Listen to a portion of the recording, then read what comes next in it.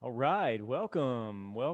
Let's do some holy science together. I say holy science because we're learning about God. Well, we're learning about science and God. I truly believe that when you study God's creation, that you can actually learn about the Creator, right? That makes sense, doesn't it? And so today's science experiment or demonstration, I would call it, we're going to be using liquid nitrogen. I don't know if any of you have heard of liquid nitrogen. You probably have gotten some liquid nitrogen ice cream. Um, but what's really cool about liquid nitrogen, first of all, it's really, really cold. It's really cold. But normally, nitrogen is a gas, and you don't see it. Um, and so, what's really cool about liquid nitrogen is you're actually looking at nitrogen gas. Even though it'll be a clear liquid, it's still really cool, to me at least, that you can see something that you normally can't. What about carbon dioxide gas? Can we see that? Well, actually, you can. If you go by dry ice, that's exactly what solid dry ice is. It's solid carbon dioxide gas. What about oxygen gas? Well, we could see it too if it was a liquid, but we'd have to get it really, really cold. Well, that's what we're going to use this liquid nitrogen for. We're going to use it to cool off the gases inside of this balloon. And hopefully, we can get all four of the main gases to be seen. And that's going to be kind of our science demonstration. And so, but let me show you again, just like the point I'm trying to make here. So everything that exists, anything that is matter, um, has mass and takes up space. So here's the example, like carbon. Here's a carbon atom. It's got protons and neutrons and electrons, and that would be a carbon atom. There's particles there. It's a real thing. Here's carbon dioxide molecule. It's got a carbon atom bonded to two oxygen atoms, and so all that stuff is there.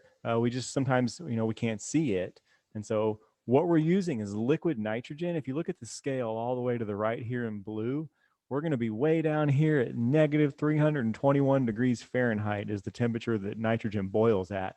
So the fact that I've got this boiling nitrogen here means that it is at negative 321 degrees Fahrenheit. That is really cold. That means anything else that boils above that, like carbon dioxide, we said which dry ice, or oxygen or anything like that, it's definitely going to freeze. So that's actually kind of why we want to be careful with this, because if it touches my skin for too long, it could freeze the skin cells. It could freeze the water in my skin, and that would make the skin cells burst, and then they would no longer be living, and I'd have to amputate my arm. That's called frostbite, by the way. If you get frostbite, it's when the cells get so cold they die, and then that's not good. So we want to respect this stuff. So I have the right kind of instrument to use. It's called a liquid nitrogen dewar, and I got a container here that's safe enough to pour it inside of. And so again, I made some molecules here for you too, just for fun, like nitrogen gas. It's two nitrogen atoms that are triple bonded to each other. Water, it's in the air too as a gas. It's just two hydrogen atoms bonded to an oxygen atom. Oxygen gas is actually two oxygen atoms that are double bonded to each other. Carbon dioxide gas is a carbon atom that's double bonded to two oxygen atoms. And so, again, I'm just trying to make the point that, these atoms, these molecules, they're there. You just can't see them. All right. That doesn't mean they're not there just because you can't see it. And so, here we go. Let's see if we can see them by pouring the nitrogen onto the balloon. I'm going to set my microphone down so I can do that safely.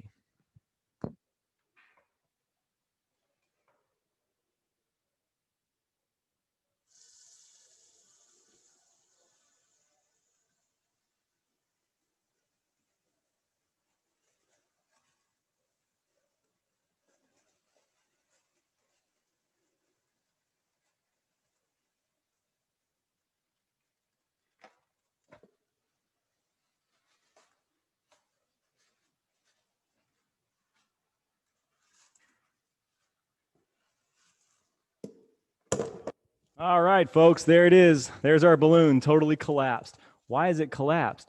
Well, it's because look at the bottom. Look at that stuff at the bottom. That's liquid nitrogen, liquid oxygen. Look at it rapidly boiling down there. And carbon dioxide gas. Now, it's not going to last long because those are going to turn right back into a gas. But for a moment there, we had it in its liquid form, didn't we? And there's a little bit of carbon dioxide, dry ice stuck on the inside of the balloon. There, all gone, all boiled off, right back into a gas again. So isn't that neat? For a moment there, you saw something with your own eyes that you normally don't see.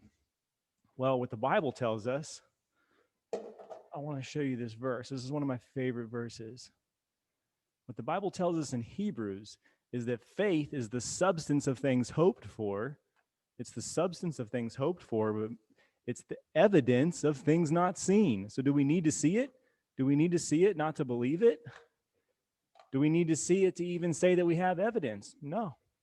I know God has worked in my life, and I never saw him face to face, but I know he worked in my life, and so I have evidence that he's real. I don't need to. That was awesome. That was unexpected. The balloon froze. It froze so much that it popped. That was great. An extra to the video. Woo, that was good. That scared me. So the point I'm trying to make is that you don't have to see something to believe it. In fact, I would even argue that if you see something, that's not a guarantee that it's real. There's a lot of things that you can see that are either maybe there because it's just on a screen or it's a hologram or something like that. And a lot of things that you see, they're not real. They're not real. In fact, faith comes from something way deeper than just seeing something. Faith comes from knowing something, having evidence that it's there. And it's also the substance. Substance means it's real, it's there, it's tangible. It's the substance of things hoped for. So faith is a very special thing. And I hope you guys have faith during all the hard times, especially right now. But thank you for joining another episode. Goodbye.